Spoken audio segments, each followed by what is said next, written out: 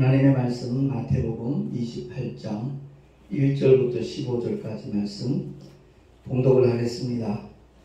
안식일이 다하여 가고 안식 후 첫날이 되려는 미명에 막달라 마리아와 다른 마리아가 무덤을 보려고 왔더니 큰 지진이 나며 주의 천사가 하늘로서 내려와 돌을 굴려내고 그 위에 앉았는데 그 형상이 번개 같고 그 옷은 눈같이 희거늘 수직하던 자들이 저를 무서워하여 떨며 죽은 사람과 같이 되었더라.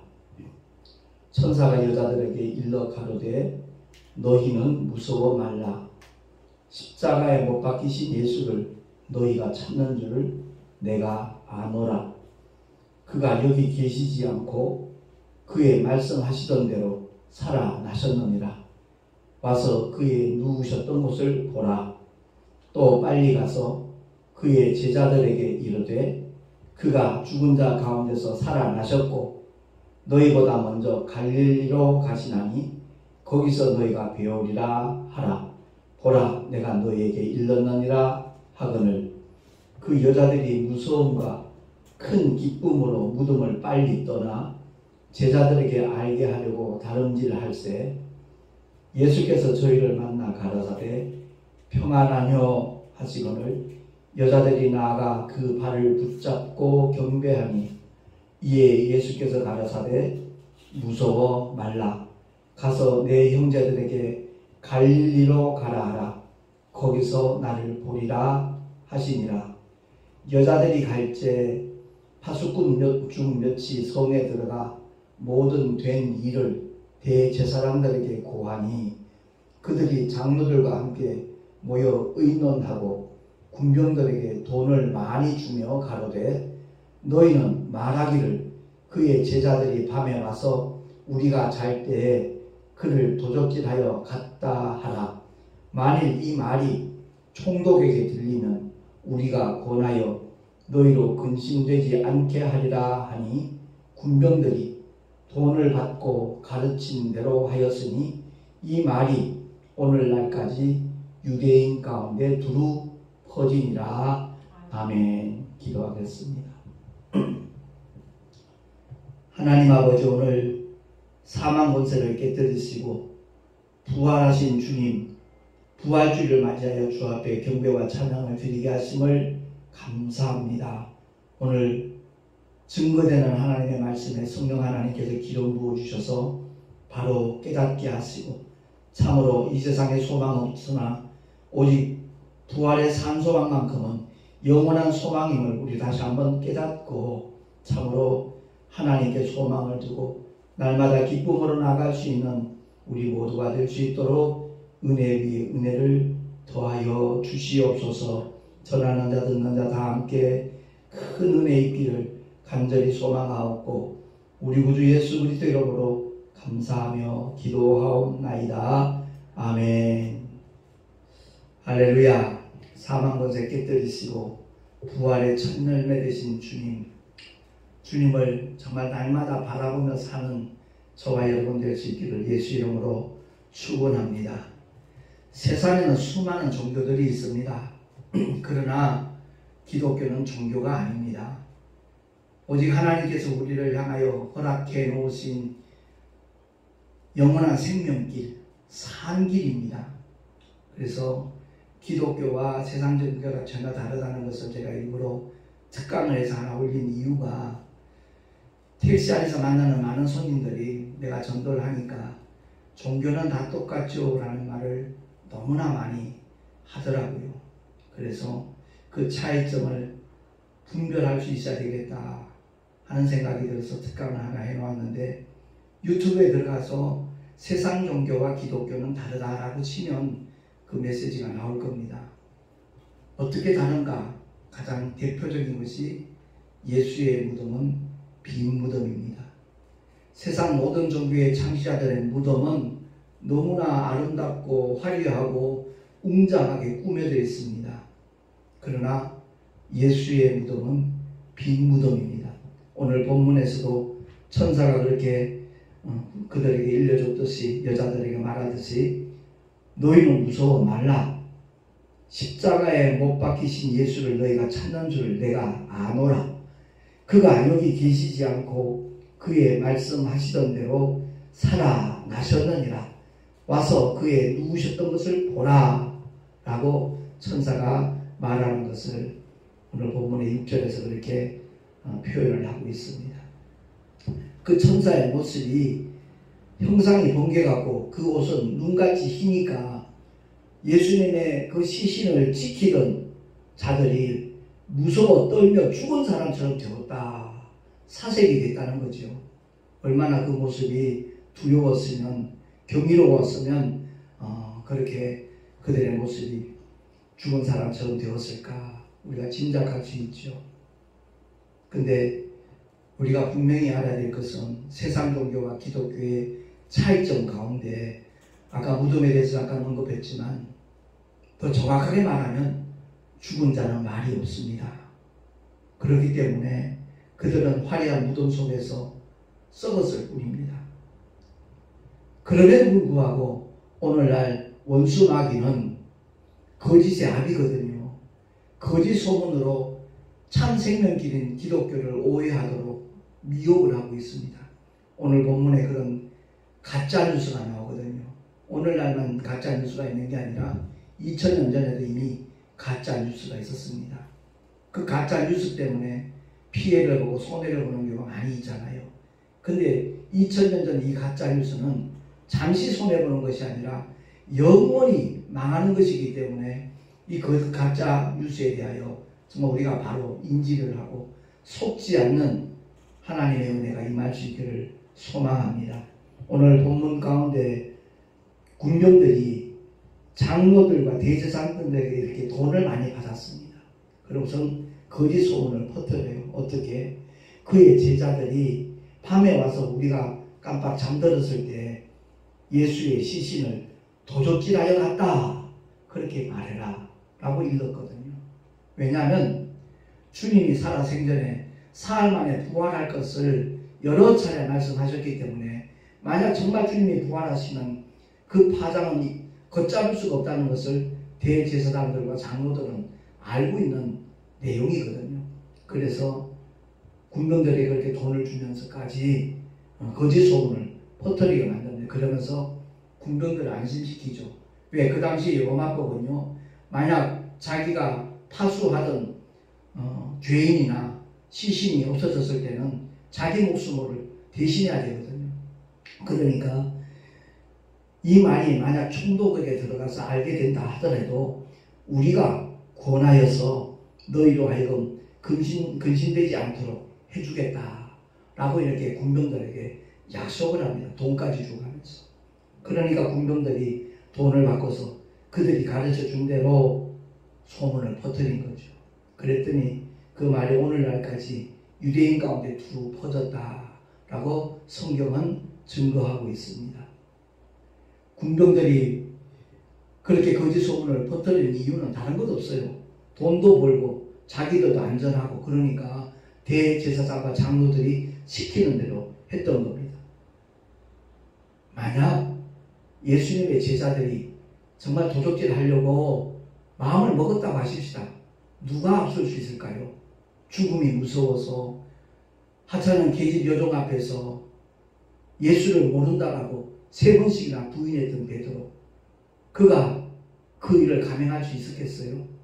뿔뿔이 흩어졌던 제자들이 그런 생각할 수 있었겠습니까? 더더구나 당시에 천하무적입니다. 로마 군병들은요. 예수님의 시신을 훔쳐가려고 시도를 했다고 하십시다. 분명히 어떤 피야간의 사건이 발생을 했을 것이고요. 누가 다쳐도 다쳤을 것이고 분명히 그런 일이 있었다는 것을 성경은, 역사는 말하지 않는다는 사실이죠. 더더구나 그 거짓 뉴스대로 서로 예수님의 시신을 제자들이 어떤 용기를 내서든지 훔쳤다고 하십시다. 성공했다고 하십시다. 그러면 자기들이 훔쳐다 놓은 시신을 감춰놓고 예수님이 부활하셨다는 거짓말을 퍼뜨릴 이유가 어디에 있겠냐는 거죠. 그건 결코 아니라는 겁니다. 분명히 우리가 기억해야 될 것은 신학을 공부하면 아십니다만은 이 도적설이 있을 뿐만 아니라 가사설도 있습니다. 예수님이 죽은 것이 아니라 잠시 기절했다가 다시 깨어난 것이다. 그렇게 주장하는 사람들도 있습니다. 이러한 이론을 주장하는 모든 사람들은 다 마귀의 자식들입니다. 옛뱀의 후손들입니다. 정말 복음을 듣고도 깨닫지 못하는 자가 있다면 그것은 바로 원수마귀가 그 눈을 가리웠기 때문에 하나님의 그 영광을 볼 수 없도록 한 결과라는 것을 깨달아야 될 것입니다. 어느 누가 거짓을 알면서도 그 거짓을 위해 자기 목숨을 내놓을 사람들이 있겠느냐 이 말이죠. 예수님의 제자들은 하나같이 복음을 위하여 목숨을 내놓았던 사람들이라는 것을 성경은 우리에게 말씀하고 있지 않습니까? 전설에 의하면 베드로는 로마에서 거꾸로 매달려서 십자가에 달려 순교했다라고 증언하고 있거든요. 그렇습니다. 겁이 많던 베드로가 어떻게 십자가에 거꾸로 매달려서 순교할 수 있었느냐? 그는 부활의 목격자였기 때문에 그렇습니다. 오순절 마가다락 밤에 성령이 임하시고 난 다음에 정말 성령으로 모든 것을 다시 한번 깨닫게 된 베드로는 그 삶의 방향도 목적도 완전히 달라졌다는 것을 성경은 말씀하고 있는 겁니다. 부활하신 주님을 직접 만난 증인들이기 때문에 그것이 가능했다는 사실이고, 더더구나 성령 하나님이 그들에게 임하셔서 그들의 삶 자체가 성령의 인도함을 받는, 성령께서 이끄시는 대로 따라가는 삶이 되었기 때문에 그것이 가능했다는 것을 우리가 알게 되는 겁니다. 오늘날도 마찬가지입니다. 복음을 위하여 자기 목숨을 기꺼이 내놓는 사람들, 왜 그렇습니까? 부활의 증거로 확실한 정말 하나님의 살아계심을 경험하고 만났기 때문에 그것이 가능하다라는 말씀입니다. 사망 권세 깨뜨리시고 부활하신 주 예수님은 오늘도 동일하게 성령으로 말씀하고 있는 겁니다. 죽은 자는 말이 없지만 다시 사신 예수는 오늘날도 동일하게 성령의 감동을 통해서 역사하고 계시다라는 말씀입니다. 성육신하셨던 성자 예수는 십자가의 죽음과 부활을 통해서 승천하신 후에 그 이름으로 보혜사 성령 하나님을 보내주겠다고 약속을 하셨고, 보내심을 받은 성령 하나님은 오늘날도 동일하게 그 능력으로 역사를 하고 계시는 겁니다. 사도행전 5장 30절에서 32절 말씀해 보면 우리 주보에 나와 있으니까 합독하겠습니다. 시작. 너희가 나무에 달아 죽인 예수를 우리 조상의 하나님이 살리시고 이스라엘로 회개케 하사 죄사함을 얻게 하시려고 그를 오른손으로 높이사 임금과 구주를 삼으셨느니라. 우리는 이 일의 증인이요 성령도 그러하니라. 아멘. 원수마귀는 어찌하든지 한 영혼이라도 더 미혹하고 속이려고 안간힘을 쓰고 있습니다. 이 말세지 말에 발악을 하고 있다고 해도 과언이 아닐 겁니다. 가장 많은 사람들이 속아 넘어가는 가짜 뉴스가 뭡니까? 그건 다름이 아니라 살다가 죽으면 그만이라는 얘기입니다. 그 말에 속는 사람이 너무나 많은 것이 참 안타깝습니다. 그 거짓말에 더 이상 속는 사람이 없기를 정말 간절히 소망하며 우리 모두가 다 속이는 자에게 당하지 않는 하나님의 복을 받을 수 있기를 예수 이름으로 축원합니다. 사실 주변에 시한부 인생이라고 참 슬퍼하는 분들 많이 있잖아요. 그게 암이든 어떤 병이든 간에 정말 그 확정이 되고 난 다음에는 완전히 소망을 잃어버린 사람처럼 좌절하는 그런 모습들, 낙담하는 모습들, 성경은 선언하지요. 한 번 죽는 것은 사람에게 정하신 것이라고. 다시 말해서 저와 여러분, 이 세상에 관한 모든 사람은 사실 시한부 인생입니다. 그런데 그 시한부 인생이라는 것은 육신의 날을 말하는 것이지 영혼의 때를 말하는 것이 아니거든요. 우리 사람만큼은, 인간만큼은 하나님의 형상대로 그 모양을 따라 지음을 받은 존재라고 창세기를 통하여 증언을 하고 있습니다. 그렇습니다. 우리를 지으신 하나님의 형상대로 그 모양을 따라 지음받은 우리가 원수 마귀 옛뱀의 꼬임에 넘어가가지고 그만 죄를 범하는 우를 범하고 말았습니다. 첫사람 아담이 하나님처럼 되기 위해서 선악과를 먹은 것이 아니기 때문에 우리에게는 하나님의 정말 아름다운 너무나 귀한 소망이 주어졌지요. 자기 아내가 따준 것을 먹었지 하나님처럼 되기 위해서 먹은 건 아니거든요. 바꾸어 말하면 따먹지 말라는, 선악과를 먹지 말라는 하나님의 말씀에 불순종한 것이지 사단적인 죄를 범한 것은 아니거든요. 그래서 아담에게 여자의 후손과 뱀의 후손에 관한 하나님의 약속이 주어졌던 겁니다. 그 바로 여자의 후손으로 오신 하나님의 독생자 예수께서 십자가에서 피 흘려 죽으시는 그 사건이 바로 뱀의 후손이 여자의 후손의 발꿈치를 상하는 그 일이라는 것을 성경은 우리에게 말씀하고 있고 2000년 전 역사적으로 골고라 언덕에서 그것이 확인이 되었던 겁니다.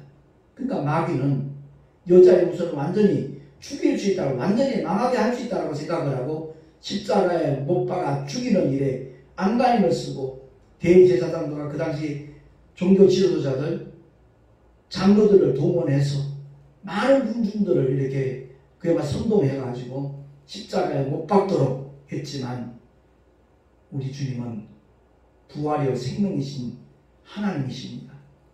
죽음에 사망에 매여 있을 수 있는 분이 아닙니다. 그래서 십자가에서 흘리신 그 물과 피를 통해서 인류의 모든 죄를 다 사하시는 하나님의 놀라운 사랑과 은혜를 우리들에게 허락하여 주신 줄로 믿습니다. 바로 그 사건이 뱀의 머리를 상하게 하는 사건이라는 겁니다. 다시 말해서 주님의 십자가의 죽으심과 부활이 있기 전에는 마귀의 모든 활동은 합법적이었습니다. 왜? 죄의 결과이기 때문에.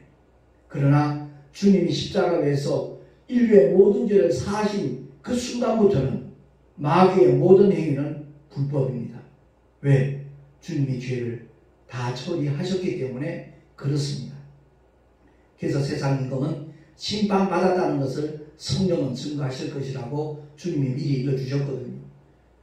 요한복음 16장 말씀을 잘 더듬어 보면 의에 대하여, 죄에 대하여, 심판에 대하여 성령이 일하실 것이다 라고 주님이 미리 일러주셨거든요.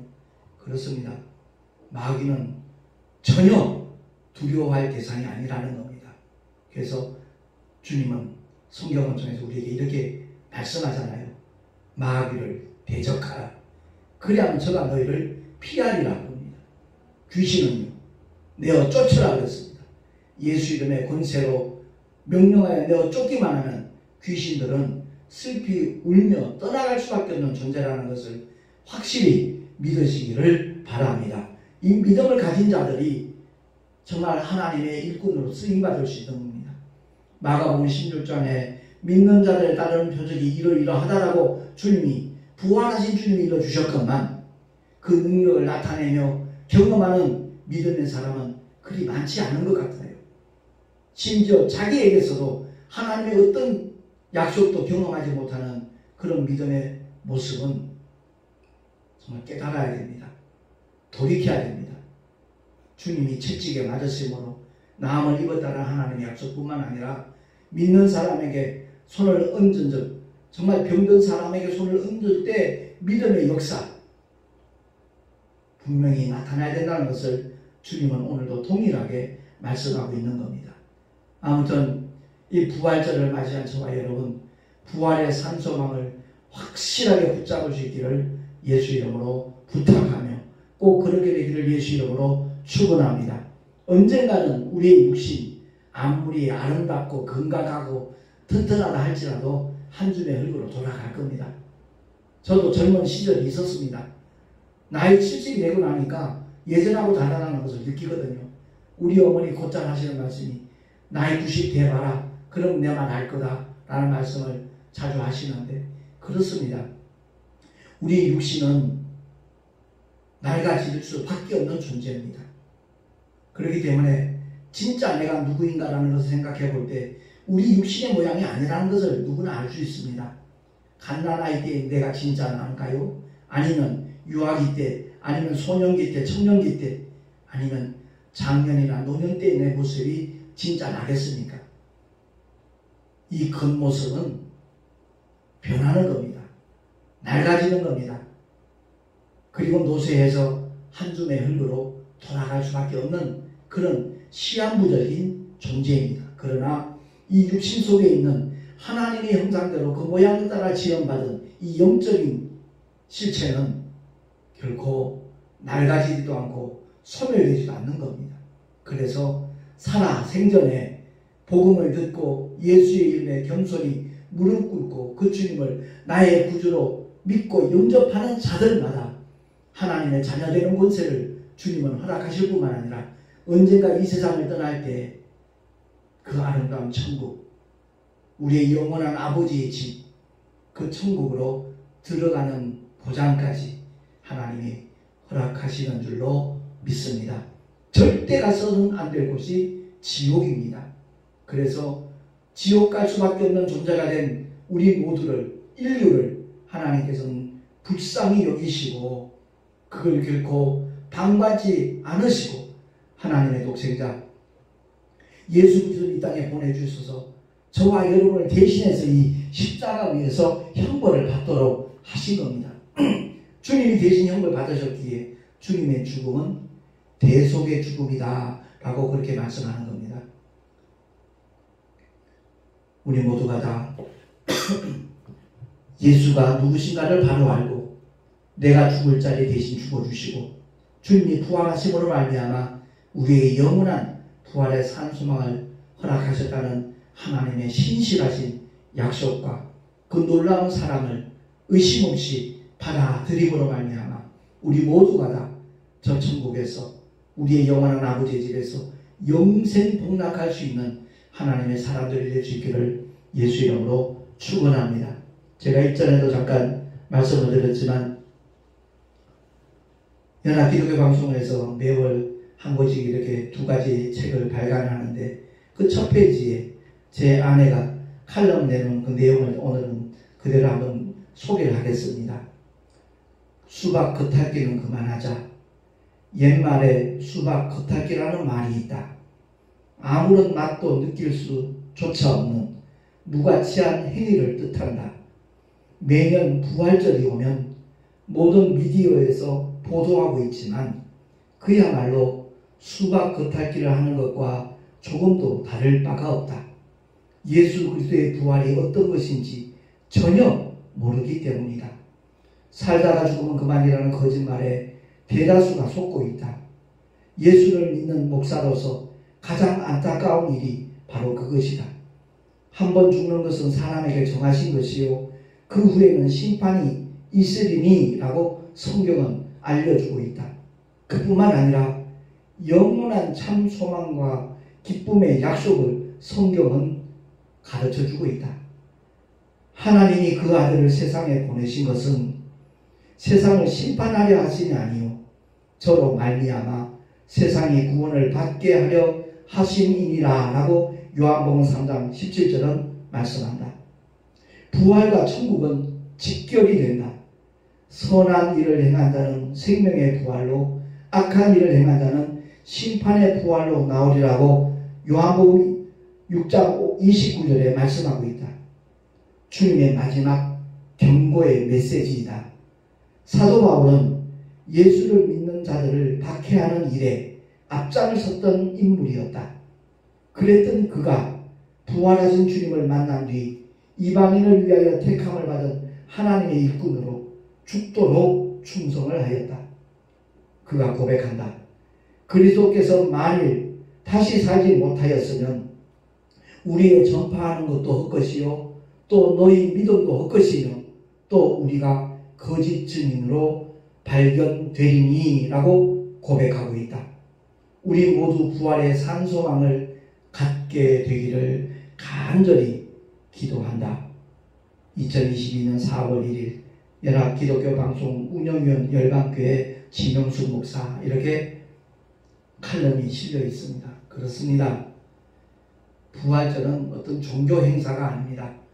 이건 역사적인 사건입니다.